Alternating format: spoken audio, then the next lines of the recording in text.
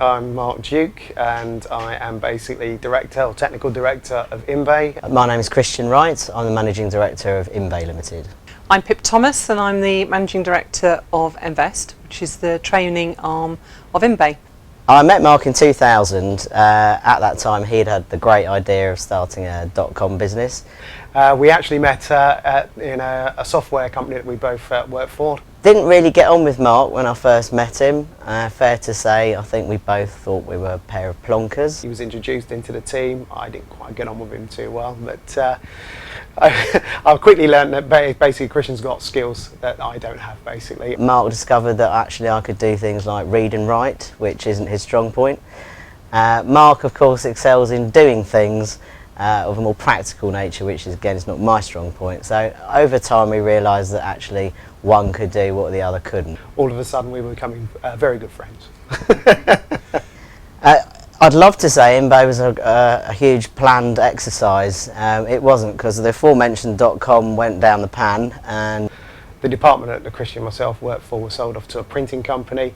We'd already come from a printing background, so we thought we didn't want to really go backwards. So what we did was we made a pact, basically. Because he knew the writing was on the wall, one of us was going to be made redundant.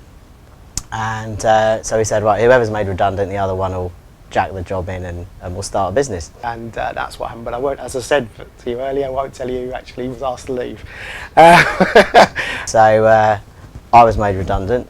Mark dutifully handed in his notice, which I handcrafted for him, and we set off, decided, right, what can we do to make a living, pay the mortgages? We decided that the easiest thing we could do is what we were both good at, and that was IT support. So we started a small IT company. I know how to fix Macs, he knew how to fix PCs. InBay is an ongoing running joke. Basically, I dreamt it, believe it or not. And it was literally, it was one of those eureka moments. I woke up in the middle of the night, jumped upstairs, started up my computer, went on and registered every domain related to InBay, spoke to Christian the next morning and said, I've got a name for the company, and he liked it, so InBay stuck. So we bought ourselves a pair of scooters, a pair of rucksacks, and off we set. And eventually sort of worked out that we were quite good at it, and thought we'd expand the business, and here we are, sort of nearly 13 years later. So I had the opportunity to set up my own business back in 2004 when I was actually made redundant from T-Mobile. Quite a funny story how we met Pip. And I'd set up another business called One Red Cube just to demonstrate that you could create your own avenue to market when it came to selling the product, and therefore creating a training requirement for Invest. One Red Cube got shortlisted for a business award, and lo and behold, so did InBay for exactly the same award. We met her at the Comms Awards in 2008.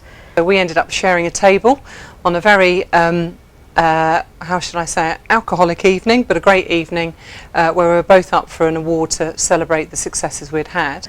And of course, naturally she won it, but we still managed to party hard as if we'd won it, and we kind of got talking. And from there, that moment onwards, we not only did we become firm friends, but the businesses started working quite closely together. And then we thought, well, rather than do this reciprocal arrangement, why don't we acquire the company? In February 2012, InBay bought Invest, and the two companies have merged.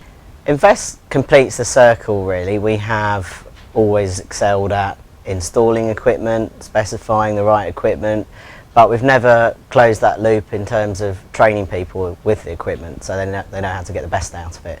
Makes total sense, because most of the products that we're training on right now sit on a IT infrastructure.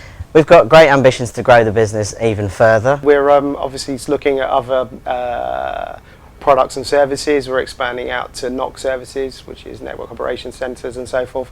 We're offering white label services to other IT providers, for example. We have a number of unique propositions, we have a number of unique products and services, again across both elements of the business, that we're going to be able to take to market, and will really create a real different look and feel for us going forward into the future.